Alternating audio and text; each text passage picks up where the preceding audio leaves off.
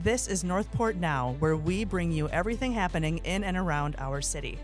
From I-75 interchanges to fog, we've got you covered. Here's what you need to know this week.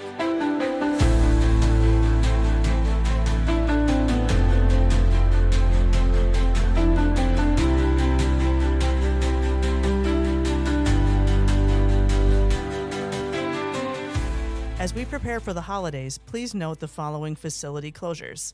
The Morgan Family Community Center, George Mullen Activity Center, and Northport Aquatic Center will be closed December 24th and 25th. Warm Mineral Springs Park will be open on December 24th and closed December 25th. Additionally, there will be no solid waste collection on Thursday, December 25th. Thursday's pickups will be collected on Friday, December 26th, and Friday's pickups will be collected on Saturday, December 27th.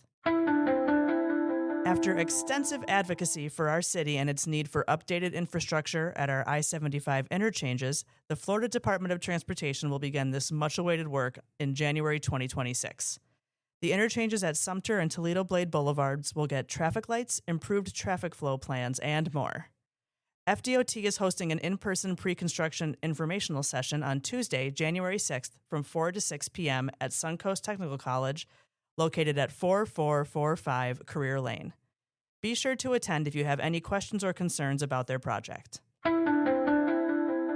Join Northport Fire Rescue for its annual open house at the Training Tower. The event will be held Saturday, January 10th from 10 a.m. to 2 p.m. This free, fun, and family-friendly event will have something for everyone. From live rappelling and extrication demos to bounce houses and free hot dogs, NPFR has the whole family covered. The Training Tower is located at 6664 West Price Boulevard. We hope you're able to join. Starting January 1st, 2026, Northport's Social Services Division will expand to offer direct help with Florida Department of Children and Families programs. Staff can now assist residents with applications, case updates, and other DCF needs. No more trips to Sarasota. This new service helps make it easier for families to get support right here in Northport. For appointments beginning January 1st, call 941-429-3700 or visit the Family Service Center at 6919 Outreach Way. For additional information, visit northportfl.gov/social services. Do you know what fog is? No, it's not what makes it difficult to see on I-75 sometimes. Utilities Compliance Coordinator Trace Lukasik helps break down why fog is an issue for our pipes and how you can help keep fats, oils, and grease out of your drain. Hey, Trace, thanks for joining us. Absolutely. So first, tell us, what is fog? So fog is made up of fats, oil, and grease from everyday cooking and household products like bacon grease, meat drippings, butter, shortening, cooking oils, dressings, gravy, dairy products, even food scraps that stick to plates. And it doesn't stop just in the kitchen either. Soaps, cosmetics, sunscreen, food processing waste also contain fats, oils, and grease that contribute to the problem. Wow, that's a lot of different stuff. So why is that bad to pour down a drain? So it's bad because even if it goes down the drain as a liquid, it cools and hardens. And once it hits our pipes, it's no longer that liquid. And over time, it sticks to the inside of the pipes, almost like cholesterol in arteries. And that builds up, restricts flow, causes clogs, leads to sewer overflow, and even can push wastewater back into homes, streets, and waterways. So what starts as a small habit can turn into something much larger. You put that little grease, well, you put it down, your neighbor puts it down, and then it causes a much larger effect within the collection system. Right. So, and you were talking about it, how it starts to build up, and that can create what's called a fatberg, right? Yeah. So fatbergs are what they sound like. It's a giant rock, hard mass of grease, wipes, and anything else that was flushed or put down the drain that wasn't supposed to go. And that forms inside the collection system. And some fatbergs in other municipalities have grown so large they have blocked entire sewer systems.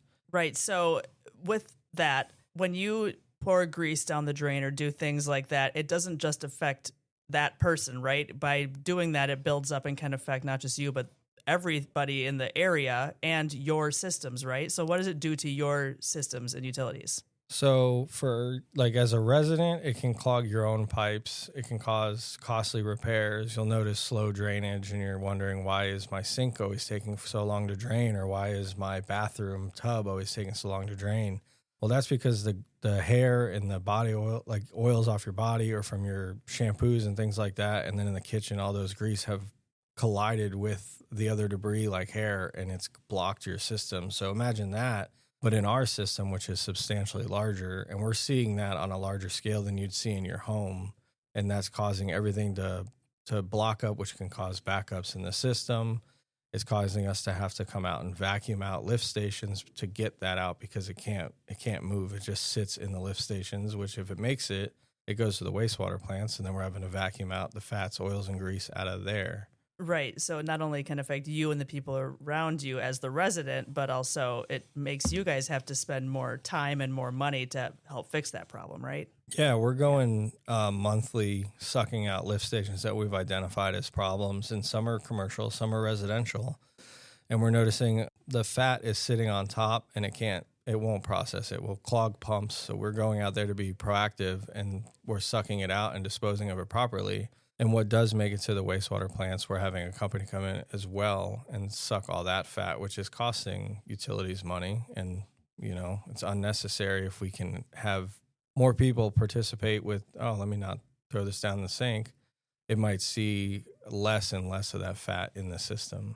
Right. So then on that topic, what should or can residents do with the leftover greases and fats instead of just dumping them out?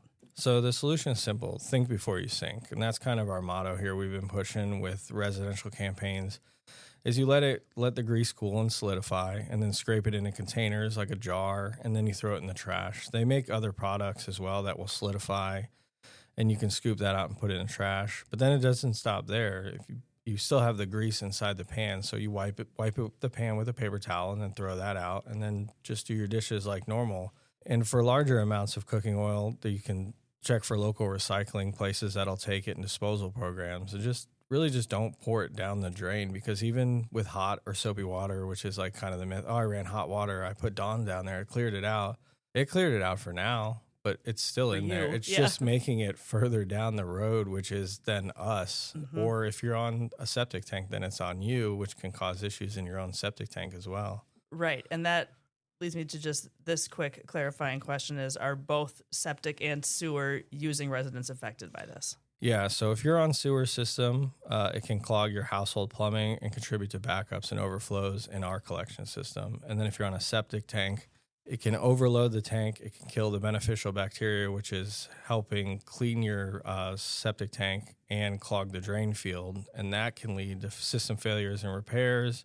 So it really doesn't matter what system you have. Either way, the fog is bad. So even the simple habits you change that can help lessen that cost you might see, or that the city might see. Yeah, sure. So then to wrap it up, I know we've kind of mentioned it throughout our discussion, but how does reducing fog in our pipes help the environment and help keep utility costs down for everyone, including, the department having to fix it?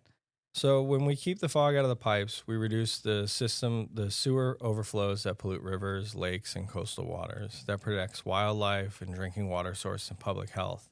It also keeps utility systems running efficiently, which means lower maintenance costs, fewer emergency repairs, and more stable utility rates for everyone. A small change in your home can add up to big savings for the community.